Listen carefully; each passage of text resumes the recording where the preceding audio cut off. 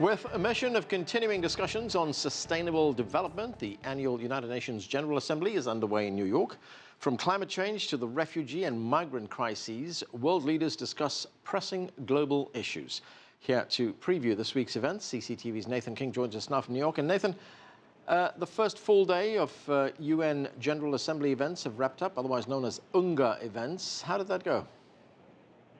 Well, all the focus was basically on refugees and migration, the first ever UN summit on refugees and migration, and it's very timely. As you know, we've never had as many refugees since the Second World War. Refugees and migrants now totaling over 65 million people worldwide. Now, the UN basically admitting that there hasn't been an easy solution to the problem. As you know, there is a backlash against immigration, not just here in the United States, but in Europe, and a reticence to take in refugees across the Middle East, in the Gulf states, for example, right next to Syria. We have a Sudan crisis, which has 1 million refugees and 1.6 million internally displaced. So this unity, this whole idea was bringing countries together in a semblance of unity to chart the way forward, pledging more education for children in refugee camps, more jobs for refugees in host countries. But they haven't come up with an all-encompassing plan.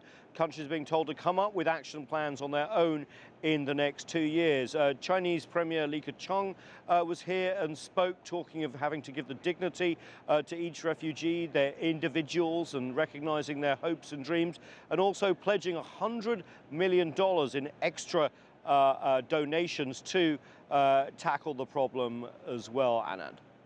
And Nathan, what's on the agenda for the rest of the week?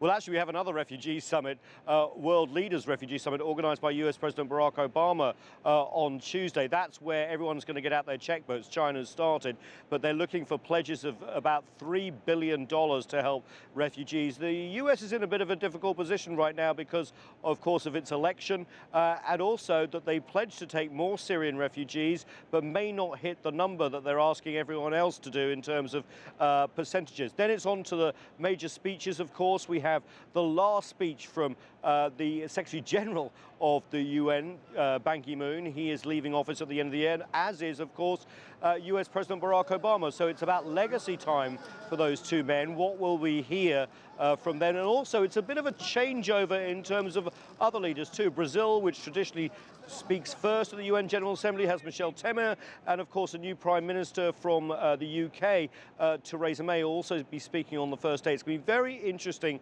to see where they talk about the world. As you know, there are deep divisions on the way forward, and the one uniting theme here is about sustainable development over the next 15 years. A lot of what we saw at the G20 summit in Hangzhou recently is going to be talked through a little bit more about all boats rising together in the global economy, not just some countries streaking ahead. Anand? Right, Nathan, and we will be talking about that during the rest of the show. That's CCTV's Nathan King reporting from New York. Earlier, I spoke with diplomat Peter Thomson of Fiji, the president of this year's General Assembly, about the outlook for this week. I started by asking him about one of the main events he'll be overseeing as president, and that is the election of a new Secretary General. Well, I think you've already seen a major difference in the process of selecting the Secretary General. Under the 70th session of the General Assembly, which has just ended, there were extensive hearings organized by my predecessor of the 12 candidates for the position of Secretary General. They were, not only did they individually meet with the General Assembly and be subject to 2 hours of interactive question and answer with the membership, but there was also a town hall meeting at which all the candidates participated, and it was a very open, transparent society with representatives of civil society also asking questions. So we've had, for the first time in the United Nations history, a very open hearing on the qualities of the candidates for the next Secretary General. As you're aware, the process has now moved to the Security Council. Under the Charter of the United Nations, it's up to the Security Council to now select one of these candidates for the job, and that is stipulated under the Charter. But the Security Council has been greatly helped by the transparency of the process during the 70th session. Once the Security Council has made their decision, of course, they'll be referring it back to the Assembly for us to make the actual appointment. And we expect that to happen smoothly, probably in late October is the most likely date. There's nothing fixed at this stage. There have been increasing calls in recent years for reform at the United Nations, particularly the Security Council. At the moment, there are 5 permanent Security Council members, as I mentioned, and 10 rotating members. There are countries in the world that want that to expand, to be more members on the Security Council. Is that likely to change? Look, first of all, can I say that I'm a reform-minded person, as long as the reform is logical. I was personally responsible for fighting through, in 2010, 2011, the change of name from the Asian group to the Asia-Pacific group. Now, when I was doing that, it took me 14 months of doing it, I was told that reform doesn't happen at the United Nations, that we were stuck in the 1950s. Well, it's just not true. This is an organic institution. We make changes as we go along. Now, on Security Council reform, it is true that it's been a while since there have been reform measures taken on the Security Council, but it is the clear understanding of all that reform is needed. There is no member state talking against reform of the Security Council. It's just a question of how we do it, when we do it, and what is the nature of the change. And that is under very active discussion now, and will continue to be under active discussion. But this is a matter for all member states. We have to satisfy the membership that the reforms that we're going to undertake are the best, especially with an eye to the future, with an eye to the 21st century, the great challenges of the 21st century. You know, climate change, a great example of where the Security Council needs to be fit for purpose. So we will be addressed to that, and I, as President, will be seized of that throughout the 71st session.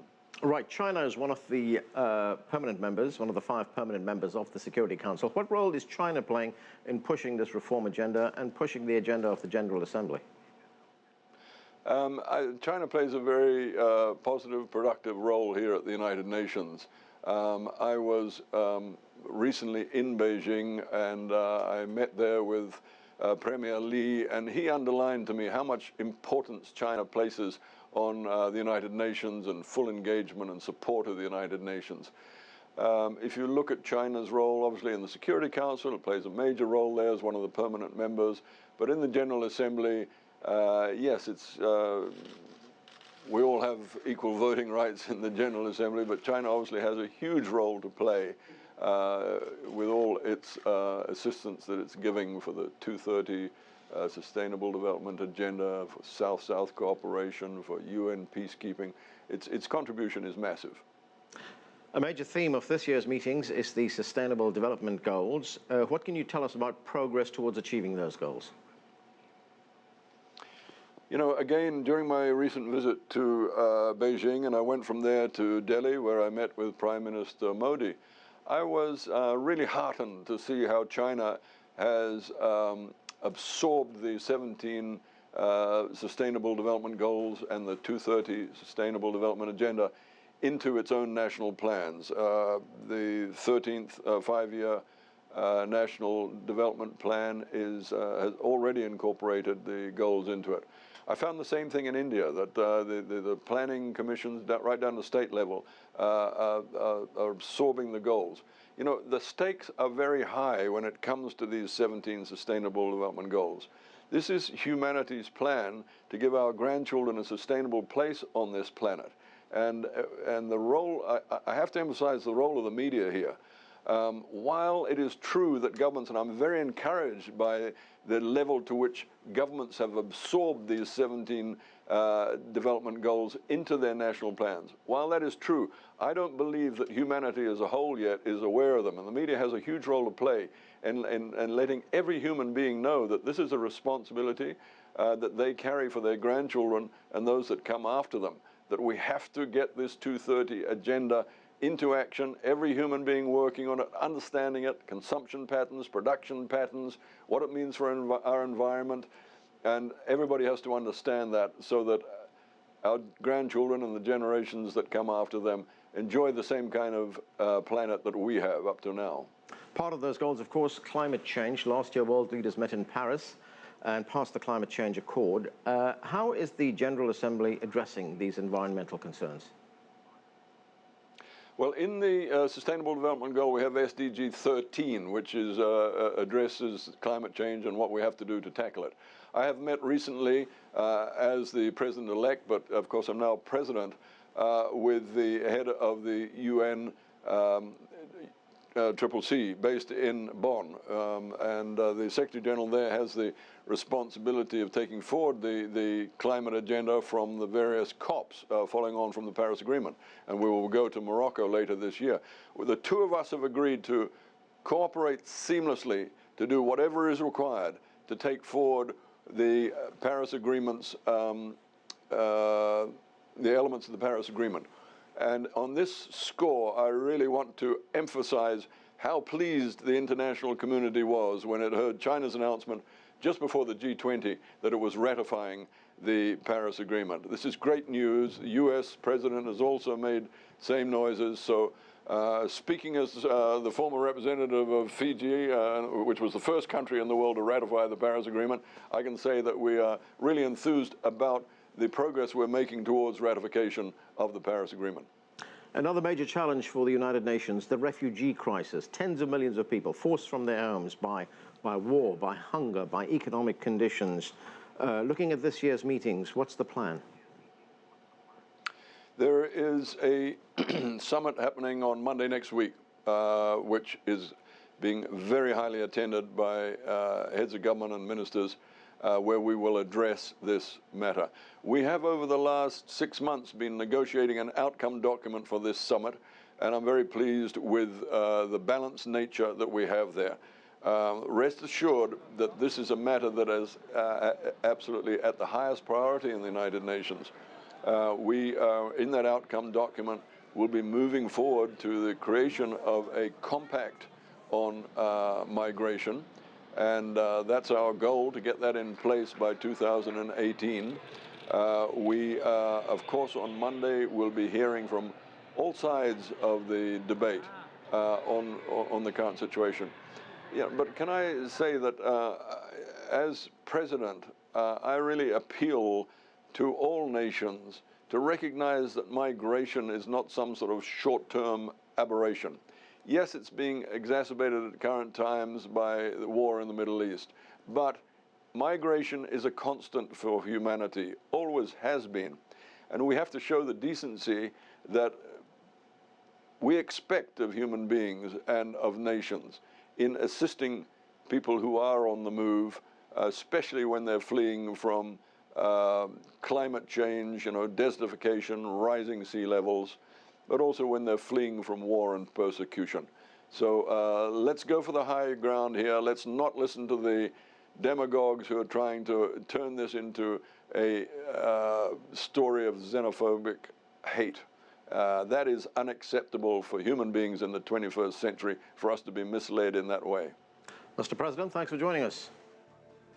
And we are going to take a break right now. Coming up, more on what to expect from this year's United Nations General Assembly. Stay with us. You're watching The Heat.